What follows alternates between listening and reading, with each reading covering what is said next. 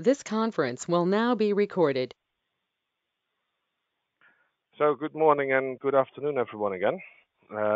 Thank you all for joining.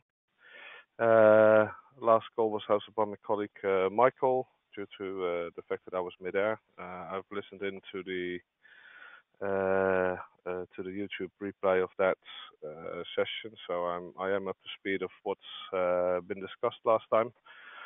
Um, First of all, let me start with a question. Is there anyone who has not been able to catch up on what was discussed last week or 2 weeks ago with the redfish presentation in this immersion track?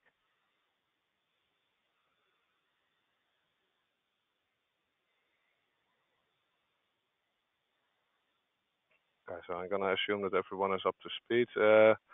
There has been some input on the redfish on the management interfaces with the presentation.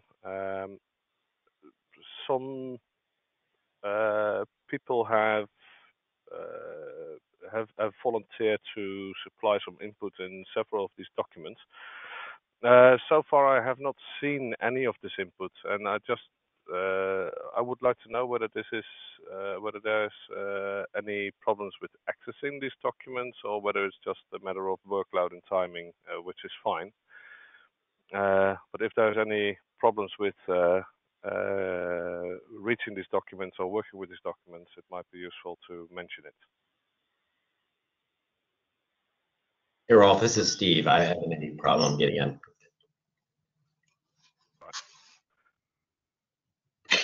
The documents are perfectly accessible, Rolf. My team's working on the content that we committed to offline, and as soon as I get to review it, we'll put it into the docs, especially the part regarding supporting the ODMs on evaluating traditional IT, immersion cooling, and so on. All right, good. So that's work in progress in that case. Is there anything that you would need help with?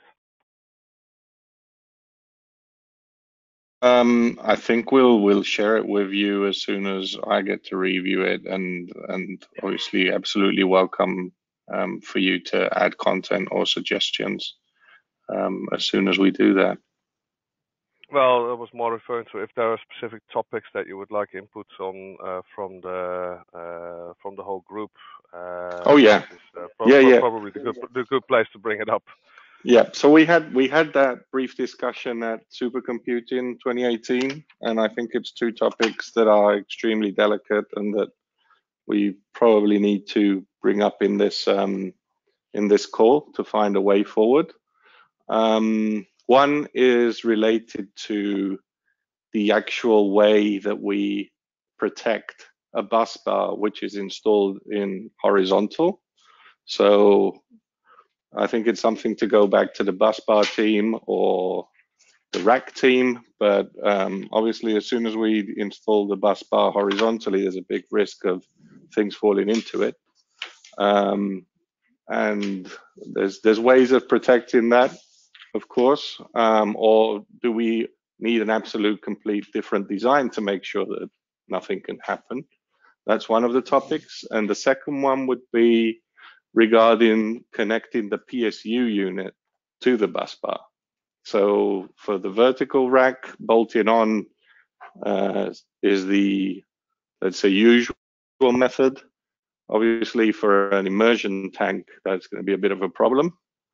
So the interface between the PSU and the PSU unit and the bus bar would need to be something solid that can be easily attached and detached without guaranteeing that there's enough surface contact with the bus bar to avoid any potential issues there.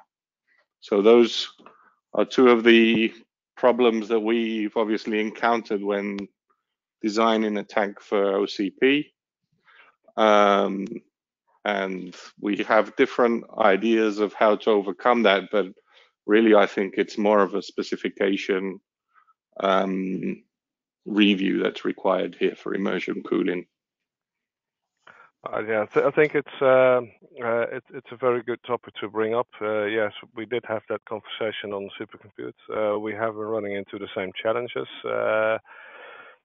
I had an interaction with trying to think of the name of that company. Um,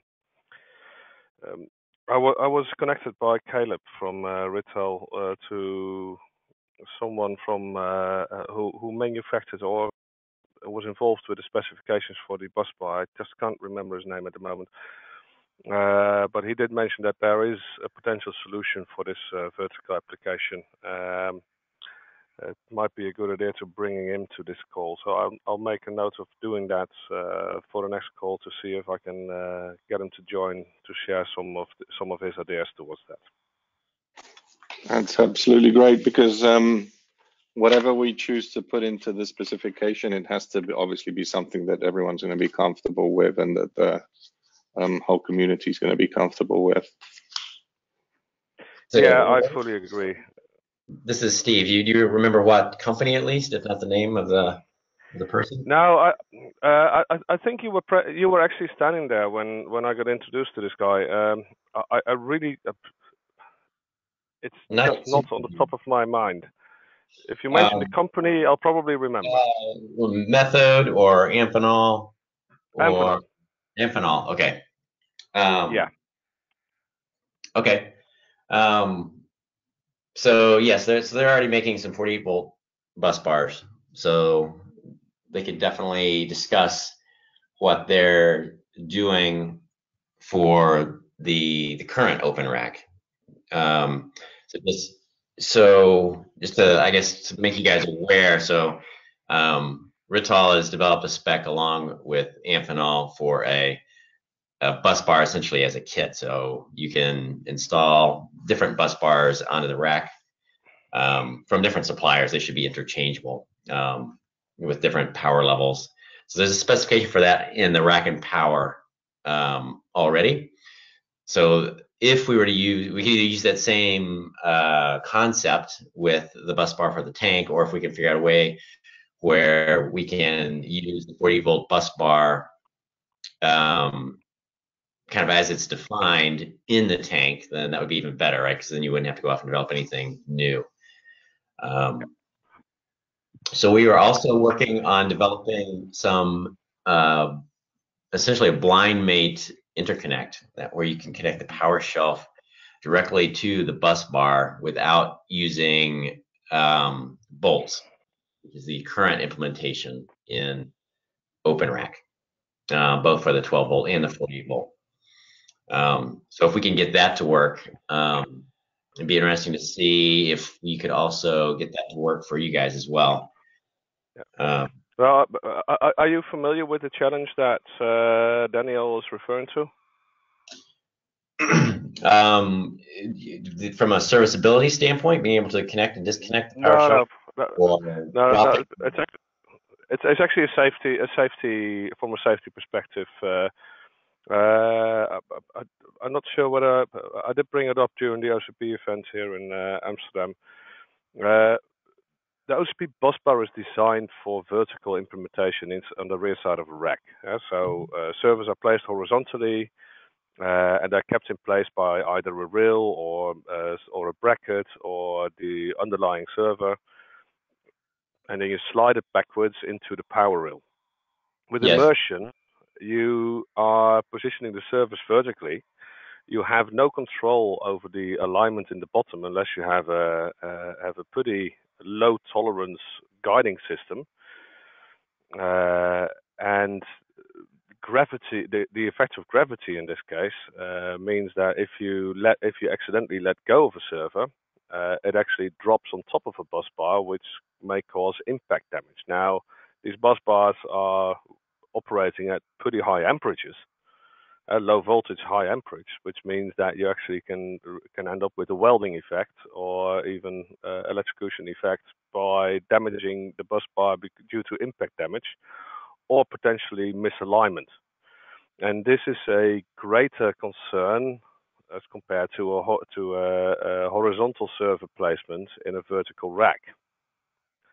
Just because gravity is now not assisting, or actually is assisting with the lowering the server system. Sure. And also the servicing of a power module, a power supply chassis, a chassis that is filled up with power supplies, is most likely to be a lot heavier, which means that also from a lifting side and dropping point of view, there is all likelihood for all sorts of damages. So one of the angles that we've been talking about is and looking at is whether there is an existing connector that actually seals off the bus bar when a server is removed, or protects the connector on the server side or something like that, which prevents anything from falling into a bus bar, like a screwdriver or a screw that you might be working with in or around an immersion system, which may prevent a short out, but also protects a bus bar from impact damage. Okay, so dropping something, at least the way the 48 volt is designed right now, there's a plastic insulator that goes between the positive and the negative. So if you were to drop something, you'd have to drop it across both contacts. You'd have to drop, say, your screwdriver in, or let's call it a nail, right? You'd have to drop your screw into the hot side and then have it touch some other, like say, a chassis next to it. So it's possible. So that would be something that we would probably need to figure out how to fix. I don't think just dropping a screwdriver is going to cause a problem, because the insulated part would hit off on a chassis or something else, right? You'd have to bridge both those contacts or bridge to another chassis. I mean, it could, so we definitely need to consider that.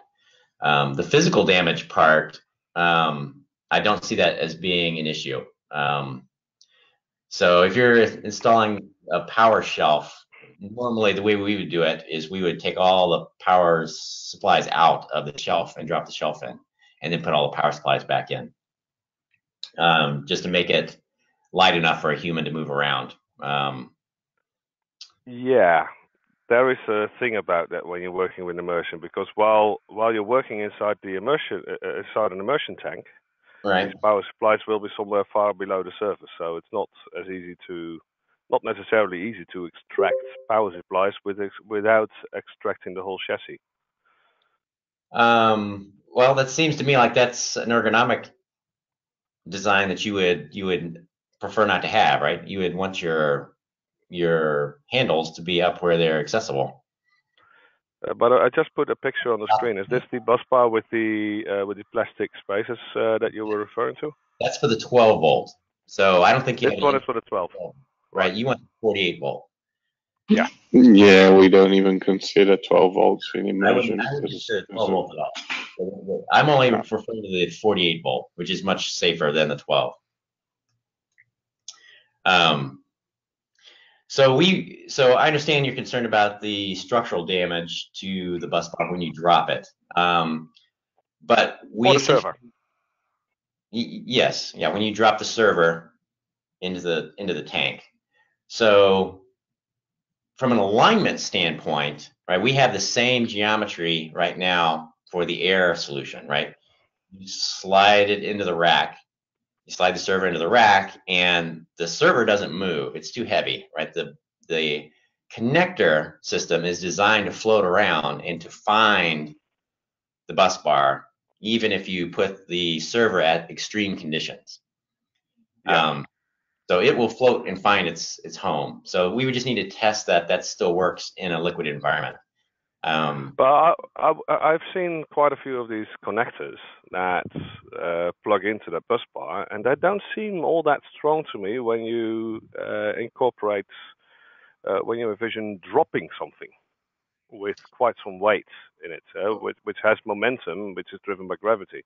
Yes, but you don't you never want any load on the connector, right? The connector is not ever going to be designed to take the load that you're talking about.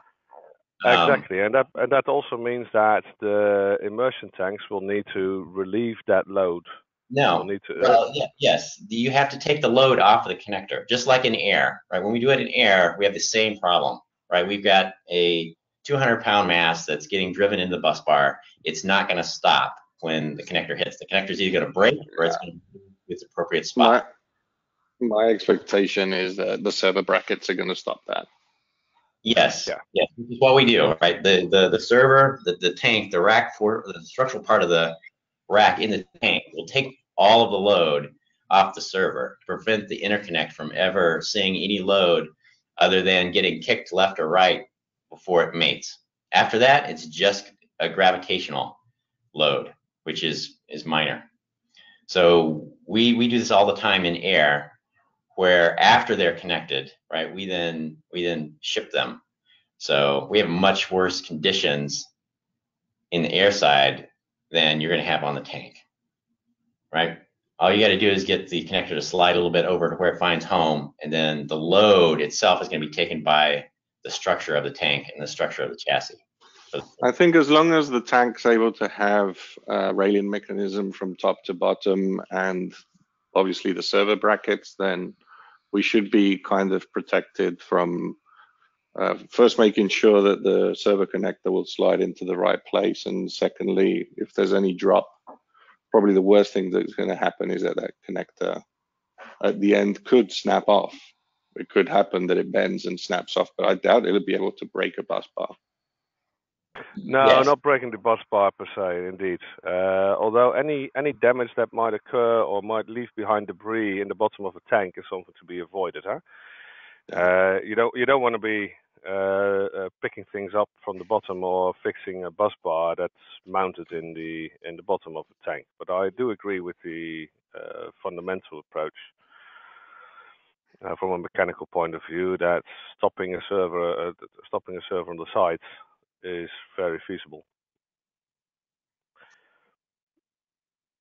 So I think essentially the structural portion of OpenRack and the bus bar would work very well if you just rotate it 90 degrees and set it in the tank. Now we might have to change the U spacing, all that kind of stuff to optimize it, but the tolerances associated with building that frame have all been worked out with the connector, so you wouldn't have to go out and develop anything new if you were able to leverage those. Steve, do you have? I mean, at Facebook there must be an engineering department that likes to play around with these kind of things. Is there a way that some of you or some of your colleagues can potentially run a test with an existing empty OCP rack to put it on its rear side and see how gravity affects the a potential impact into the bus bar or into the rack chassis itself? Whatever can be determined with a test like that will be significantly less in an immersion environment due to the liquid which is present. Is that something that someone or anyone could potentially do or has the capability for to do? I mean, we have the ability to do that. I'm not sure what that would prove exactly, other than that. Well, it would give an indication in how the behavior is different in a vertical implementation of servers. I feel like it might be some things that it might be a little bit too straightforward to just say, well, it's going to be one-on-one identical. There are fundamentally different principles that apply in directionality. Sure. I don't disagree with that, but flipping it over and doing it air, I mean, we can do that. We're not going to learn anything, right? Flipping it over and doing it in an immersion tank, that's a whole different thing. No, the thing that we can learn from an existing rack and air side is simply how misalignment can occur, what type of damage might occur to a bus bar how well connectors are able to sustain potential impact, or how well the current rack design actually facilitates that stopping the full stop to prevent an impact on the bus bar itself. To just have a video camera on it and do it will probably show, okay, the chassis bends over in that area, and that's where we might need to consider reinforcements for a vertical implementation. Well, there's no load on the bus bar either. There's no load between the connector and the bus bar other than the frictional components on the contacts. So I can do that, but we do that exact same test horizontally. I mean, we take very heavy systems and we slam them in without humans, right? We have a machine that accelerates them quickly in there. Okay. To prove okay. that you can't break that connector. I mean, we purposely kick the connector, worst case conditions, and force it as far one side and the bus bar all the way to the other side to try and break it. And if everything's in tolerance, we cannot break it. If we could, we would be doing this all the time at scale, right? I would be breaking these things, even if I had 1 in 10,000 fail. That would be a lot. All right, I gotcha. So I'm quite confident in the geometry of the current interconnects to be able to do this perpendicularly, because those loads really aren't much different when you look at the forces that are involved. But I can't guarantee you that the liquid isn't going to do something, right? Maybe it slows things down, or there's some sort of additional component. That I have no idea. And so I think that's a great test to do. I just can't do that particular test. For a fact, liquid does slow things down. It's Allen resistant, so it's never going to speed up a liquid. Yes. So, not compared to air implementations. Yeah, so I think the only thing would be if for some reason the connector speed slowed down so much more than the chassis drop speed, then we could have a problem, right? Where we couldn't get the connector to shift over fast enough that it couldn't prevent damage. I think that's kind of far-fetched, but we would definitely need to test that lots of times to make sure that that's a true statement. Okay. Steve, I had just a quick question. Are you able to share that any test reports for work that you did? For the 48 volt connector or the 12? Yeah. The 12. Well, both. The 48 volt, we're not right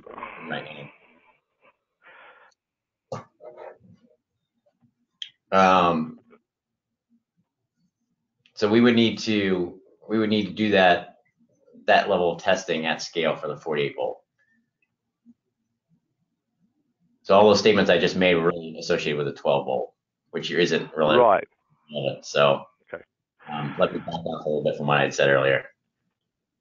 So is there something scheduled anytime soon, or is there something that, in the light of this discussion, you might be able to facilitate? Because I know that most of the liquid providers are pretty keen on prepping an OCP ready or an OCP inspired system soon. And instead of all going about our own way of designing the way of work with the bus bar, it might be more useful to do this as a collaborative input. Sure. So we'll be doing an air version, hopefully early next year. Early next year. All right. So we should. I mean, we can order the bus bars and connectors already exist, so we don't need to do. We just need to order the components and get them in a tank. Because Amphenol already has a method, already has 48 volt bus bars. Both of them already have the interconnects. TE also has interconnects for 48 volt already existing. So it'd just be a matter of putting them under electrical load and dropping them into the tank.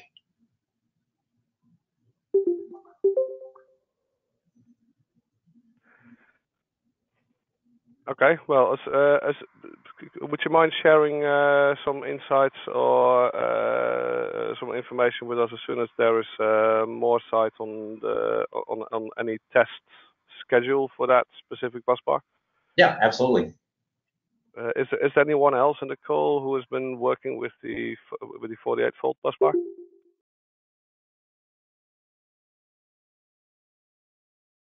Probably not.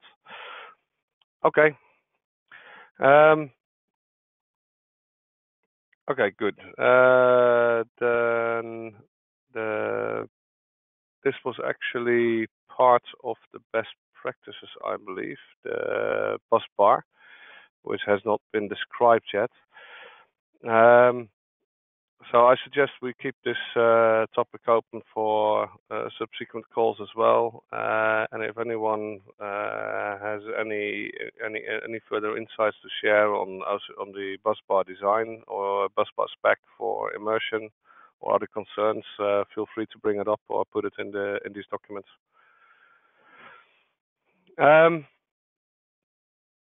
Okay, so IT gear specs. There's no content added yet. I mean, Daniel, I believe you were. That was actually what I was referring to earlier on. You were preparing for guidelines for manufacturers to maintain warranty. Do you have an expectation on when you will have some of that work finished? Yes, because we're working with a couple of OEMs to complete that as we speak. So my expectation is to have the first draft for this before, let's say, in the next 2 weeks. All right. So Yeah. with a bit of luck, in the next call, we'll be able to go through that as well. I'll try and push for that. All right, perfect. In the meantime, I've been adding some information which came up during previous discussions in these calls.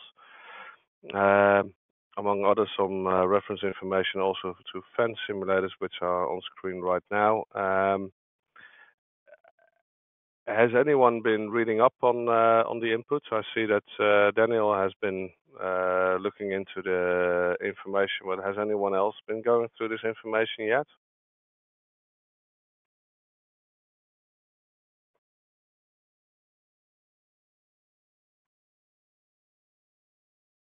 Okay, so not. I also see that some of the participants who were more active are not part of the call today. Okay. We had one of the topics that wasn't fully finished yet is the regulatory requirements documentation. There have been discussions on different type of compliancy and regulatory compliancy elements, like usage of the different liquids and how to deal with that, what type of regulations do apply to it, but also from a facility point of view. Nobody has actually volunteered to provide any input on this. Is there anyone on the call now who has specific knowledge or experience with these type of regulations?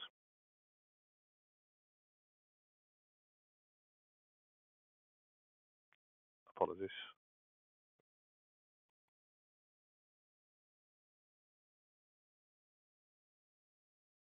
I'd expect the 3M guys to be able to add something into this section. Yeah, I would tend to agree.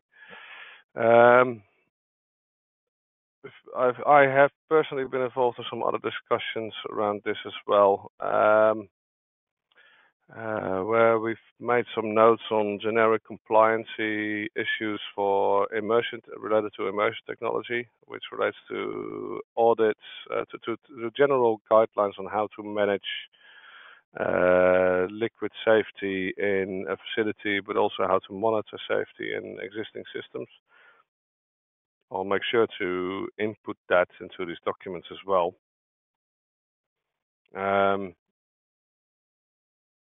Are there any, so there's also no further insights, I take it. Okay. So I think Rolf, I just had one question on the regulatory.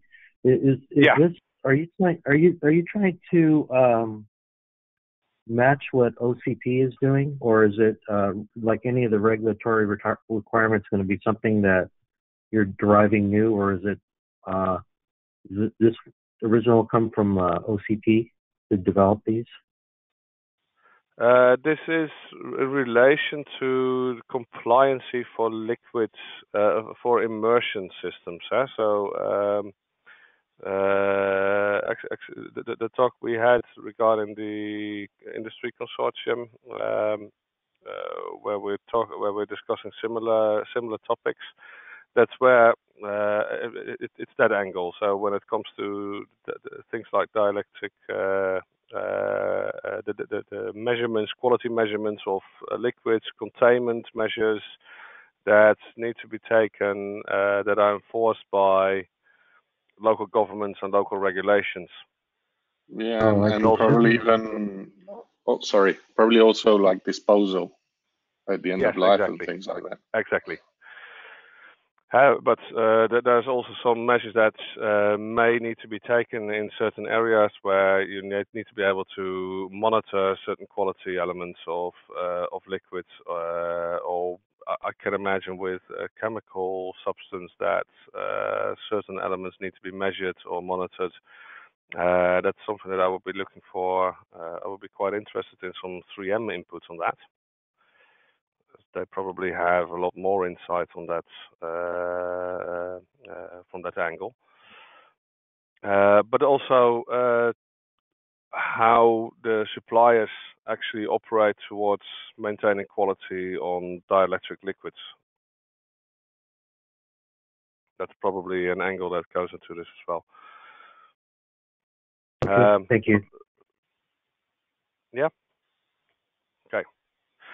So I like to come back to an earlier statement. I have not seen a lot of added input to these documents yet. So the outline of these documents has been fully discussed by now. There have been some inputs, volunteers so far, but the inputs have not actually been delivered yet. What I will do for the next call is to assemble those commitments from people to provide input, and I will try see if I can follow up on some of those people to see where they're standing, where they are at. Is there anyone in this call currently present who's prepared to start generating some content? Except for Submer and myself, obviously, as well.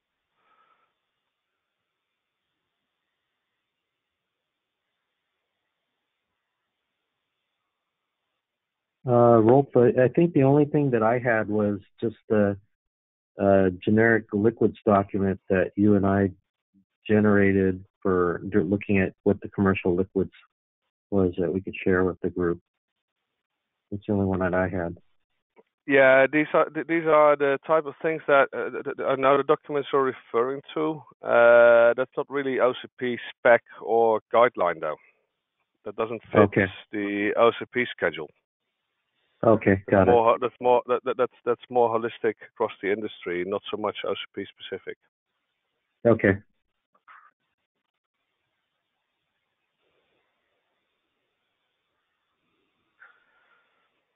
Okay, so what I'll do is I'll try and find some specific topics, and I will try and liaise a little bit more offline outside these calls to find the participants who can actually provide some of the valuable content in there, and I will provide some of the content myself as well.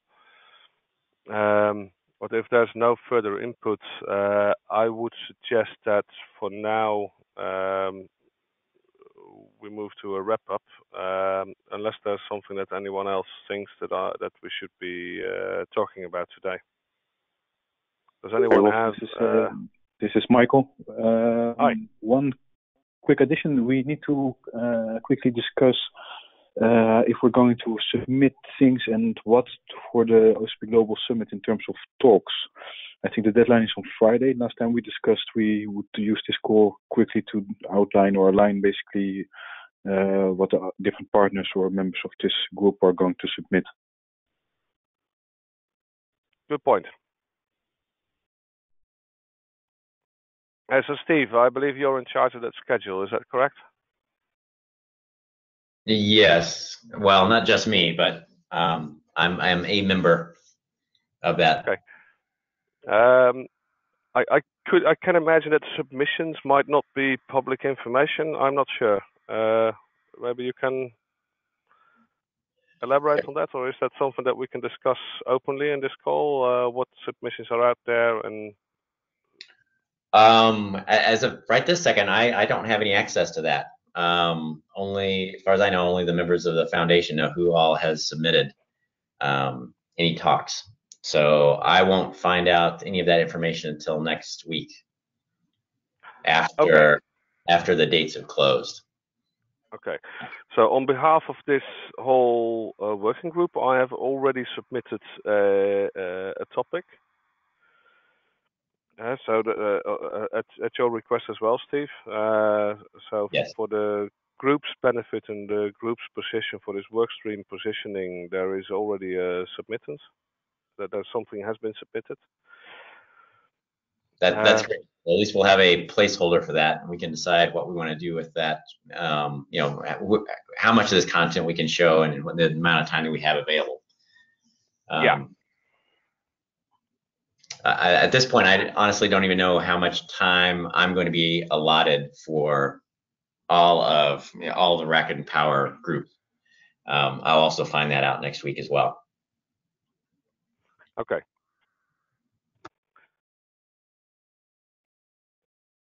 So, is there anyone who still needs to submit proposals for the OCP talks? If so, probably it's a good idea to submit them soon. And if you want to discuss content here, this is probably that's also fine. Feel free to bring it up.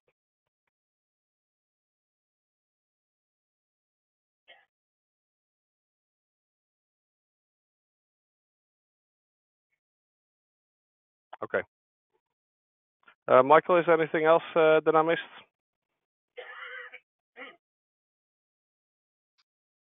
Let me double check the notes. Thank you for bringing that up. Go ahead.